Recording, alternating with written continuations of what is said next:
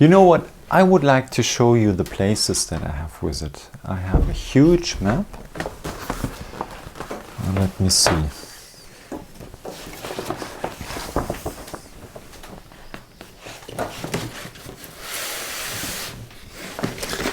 It's full of colors. So here's Germany, and that all is Asia. And my first country in Asia was actually Sri Lanka. That was a long, long time ago. That was really a kind of déjà vu.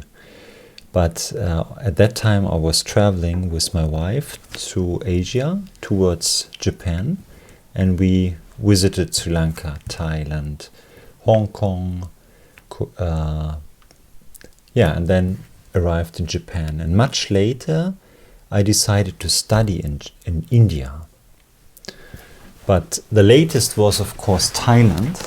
There I stayed as a monk for 3.5 years. And that was a huge, huge change in my life.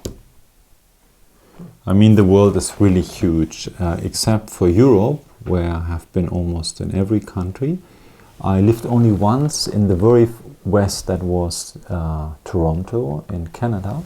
But mostly I stayed in India, Sri Lanka, Thailand, Nepal, and those areas. That was actually what made a huge impact. This is Colombo in Sri Lanka. That was my first arrival in an Asian country.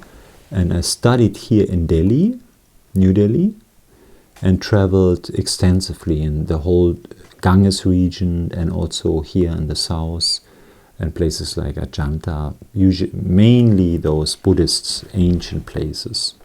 Mm-hmm. I've been in Kathmandu, in Nepal, along the Mount Everest.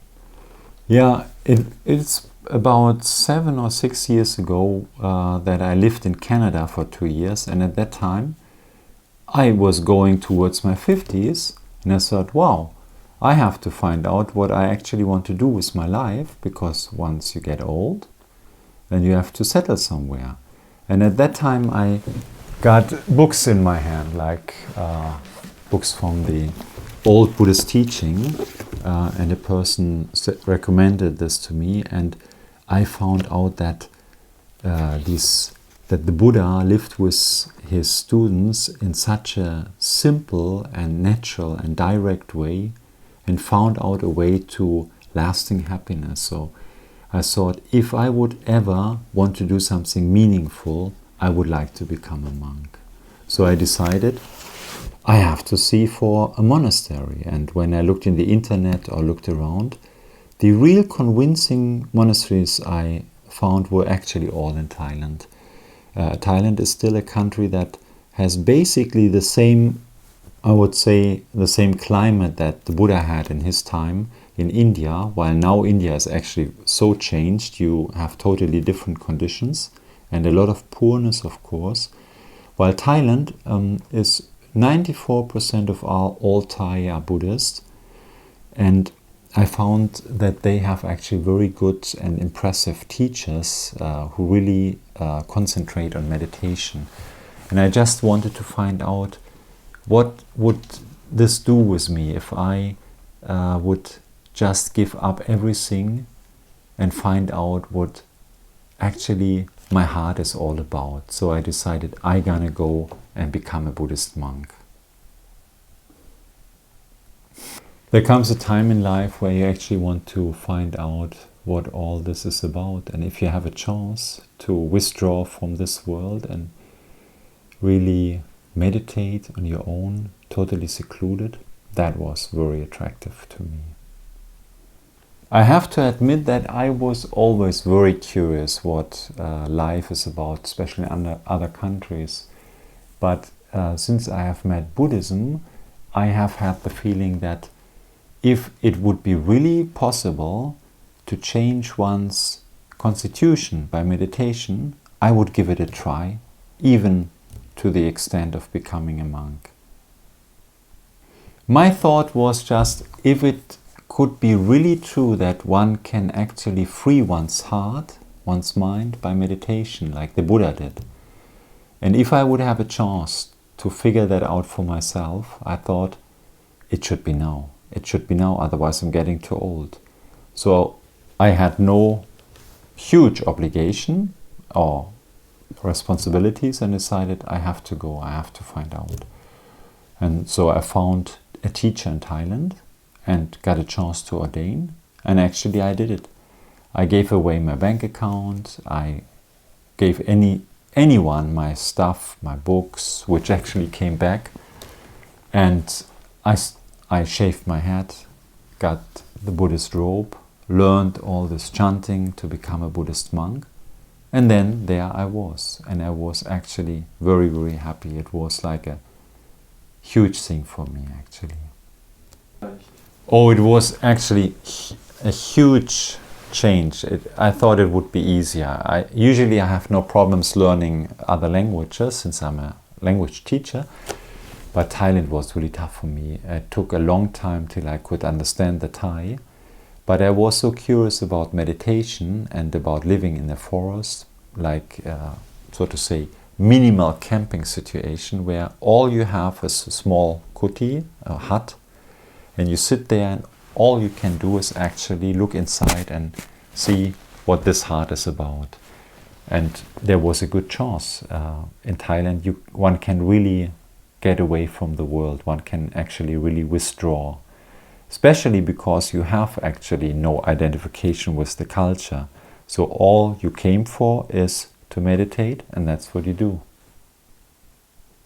Yeah, that's really, really strange. It is even strange to me when I think about it. But once you really kind of open up for the Buddhist teaching, you really want to find out if it is possible to change one's inner experience by meditation. And in the West and in daily life, during your work, you can do a lot of meditation, but you cannot really separate from everything. And I met some people who really left this world totally, became monks, and that always kind of attracted me. My parents said that even as a child I actually was very attracted by monks. So I said, I have a chance, that I have no real responsibilities towards anyone at the moment. So I thought, why not? Give it a try. So I went to Thailand, actually quite naive, not knowing very much about Thailand, not even speaking the language. But I had a very good chance because I met nice people who introduced me to good teachers. And there was a teacher actually living in a cave, and that was very attractive to me. He lived totally simple in a cave and did meditation. His monastery was a cave monastery. And that was the teacher that after first seeing Thailand, when I came back and made up my mind, gave away all my things, canceled my bank account, I actually went to this teacher and said, I want to become a monk. But they actually did not really like it that much because they thought, oh, a Westerner is interested, but really a Westerner being among Thai monks, that was something they had to get used to. But I was determined, and so after 1 month or so, I became a novice, already with shaved head and in robes, and a month later, another teacher, a very famous teacher in Thailand, gave me a chance to become a full ordained monk. And then I was actually literally living absolutely on alms food, going to my daily chores like cleaning a little bit, brooming the way. We had no real street, living in a very tiny and very simple hut that was basically a semi-open place for any animal, and having 3 robes, 1 upper robe, 1 lower robe, and 1 robe for cold weather or winter. And you had to sleep in your clothes, you had to wash your clothes, even make your own clothes yourself. And you had an alms bowl, and I had, of course, that was the good part, I had also the English version of the Buddha's teaching. So what I did these 3 years was actually mainly meditation, most of the time meditation, sometimes up until 13 or 14 hours, either sitting or walking, and of course reading the Buddha's teaching. And there was nothing, no radio, no input from the world. I did not, for most of the time, I did not know even what's going on. There was a huge political change in Thailand, and on the side I heard about, but mainly we were actually meditating. And yeah, that was something that I'm very, very grateful for. There was one incident that was a turning point in my life. I was sitting in this small hut, like every evening, when the sun goes down, you turn on, you light a very small candle, and you sit and basically you just meditate for yourself till the night proceeds, until you need to sleep. And while I was sitting, not expecting anything, I realized I'm not alone.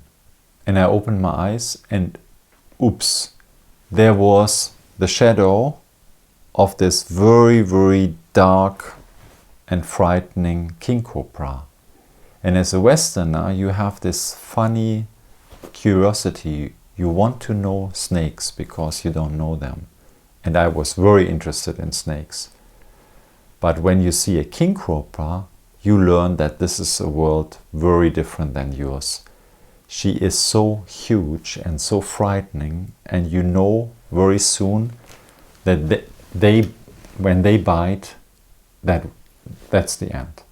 So imagine I was sitting in this kuti and I was realizing there's a king cobra, and it was a huge one, black like the night, with her squared head looking away from me, but eyes who kind of capture the whole tiny place. The kuti was maybe 3 or 4 square meters, and she was kind of Diana in the middle of this kuti, not far away from me. I was scared shitless. I was an adult person, but in that moment, all the fear that I ever felt was like concentrated in that moment. And I remembered that I have had this fear, for instance, towards my father when he was angry. I had this towards many people actually, where I felt some kind of anger, but there was no anger, it was just a very frightening snake. And I had no choice. I had to deal with this. I could not defend myself, so I decided I'm gonna meditate now, close my eyes and think positive about the snake. And then it appeared to me, that this snake is actually not intruding my place, but I am intruding her place. She is the one who gets killed by Thai all around me because she is reckoned to be very dangerous. But these animals don't want to kill humans. They just defend themselves. And while I was sitting there and slowly trying to be natural, I developed such an understanding that this animal is not my enemy, but that my fear, my inner fear inside of myself, is actually the enemy that turns this snake into a monster. And when I understood this, I became so calm and thought, this snake is your friend. She is in the same situation like you. If you accept her to be here, she will accept you to be here. And while I was cultivating this feeling and actually doing exactly what one should do in meditation, sit very quiet, very concentrated and working with one's mind, actually my heart changed into such a joyous state of peace and inner tranquility that I started to enjoy that moment, to see that fear is such a wrong illusion. And where a heart is full of love, there is no fear, there is no enemy. And while I was cultivating this, and actually I can feel actually the respect that I still have towards that moment, I saw that this snake, being dangerous as it is known, is actually my best teacher. It just taught me that my fear turns a human or animal or anyone into my enemy, but it's all in my heart. And when I was so sitting and meditating, I felt such a joy that I could not stop but meditating for a long time with highest joy, with really highest joy, and feeling totally in love almost for this for the snake, and when I thought I should open my eyes and see that snake, there was no snake. There was no snake, and I was so disappointed. Where is my snake? And I wanted to run after her, but there was no snake. And till today I cannot say whether the snake has been there, has not been there, has disappeared because of my calmness. But one thing I know, fear is an illusion. Fear is a bodily feeling that is an interpretation of something that is not yet here. And I learned one can actually change one's inner state into a peaceful and loving state by just accepting things as they are. That was actually my hugest experience or change. Yeah. Actually, it turned out that this king cobra was my best teacher till now. Yeah. If someone really wants to go to an Asian country, the best advice I could give is one that was given to me. Don't come as a tourist or someone who is in any way superior in education or whatever. And maybe if you go there with a humble heart, as someone who wants to know what they know, they become your friends and you go back with a rich experience. That would be my advice. A woman in an airplane, a very old woman in an airplane when I was traveling my second time to India, she said, when you're in India, please don't look down on the poor and uneducated people, but see them as someone that you can learn the most from. And after all these years in Asia, one thing I could really say is, when you go and see things with the Western view or with a superior view, you go back and had just a holiday and you will not even like it. But if you go there and say, maybe these people know more what life is about, you can actually go home with a very rich heart. And you will have you will actually take in much more. Don't look at the culture with your eyes, but go there as someone, like a child, open for a view of the world, of experience of people that might be very different to yours. Don't come with a superior feeling or with someone who has the money to get something, but come as a learner. Just see the moon is hanging down in Asia, but it's hanging on the side, the declining moon here. The world looks different there. The way I found Buddhism was simply a travel through Asia. The first place I ever saw in Asia was Sri Lanka, and at that time I was totally Christian. I saw black and white, right and wrong, in and out. But then I saw these Buddhist monks in Sri Lanka and Buddhist places, and I had such an interest in them because they appeared to me to leave the people as they are. They were more harmonious in their ways, and somehow that left an impression on me. And with the times, I got more and more interested in Buddhism, till then one day I found a teacher who actually opened me up a way to understanding of Buddhism. The meaning of traveling was for me actually to find out what life is all about, basically to find myself. But when I traveled more and more, I found out that the one that always goes with you to that place is yourself. So you found out a lot about yourself actually, and then you appreciate that we all are very similar. Yeah, my life in Hamburg is very simple. I live by teaching German and I love by teaching Buddhism. I have traveled a lot, and sometimes I'm asked to which country I would go next, and my answer is to none, because one day you're gonna reach your home, and that is inside.